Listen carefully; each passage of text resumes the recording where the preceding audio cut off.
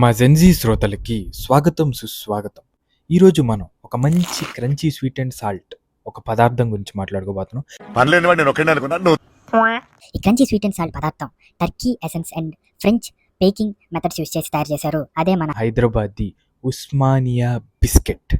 ఈ Osmania బిస్కెట్కి 3 origin stories ఉన్నాయి. So first story వచ్చేసరికి లాస్ట్ నిజాం రాజైన మిర్ ఉస్మాన్ అలీ ఖాన్ తన బవాచి అంటే చెఫ్ని నాకు ఈవినింగ్ టైం టీ స్నాక్ కావాలి, ఒక మంచి టీ స్నాక్ కావాలి అని అడిగితే ఆ బవాజీ ఏం చేశారంటే అబిడ్స్లో ఉన్న వికాజీ అనే హోటల్ నుంచి ఒక బిస్కెట్ తీసుకొచ్చారు. అది సాల్ట్ బిస్కెట్ అన్నమాట. సరే నాకు ఈ సాల్ట్ మరీ సాల్ట్ ఎక్కువగా ఉంది, సాల్ట్ కొంచెం తగ్గించి దీంతో పాటు స్వీట్ కూడా యాడ్ చేసినట్టు తీసుకురండి అని అలానే తీసుకొచ్చారు అక్కడి నుంచి. సో అది బాగా నచ్చేసింది ఆయనకి. సో స్టోరీ నెంబర్ 2, 1910, 1920 మధ్యలో హైదరాబాద్లో బాగా ఫ్లడ్స్ వచ్చినాయి అనమాట.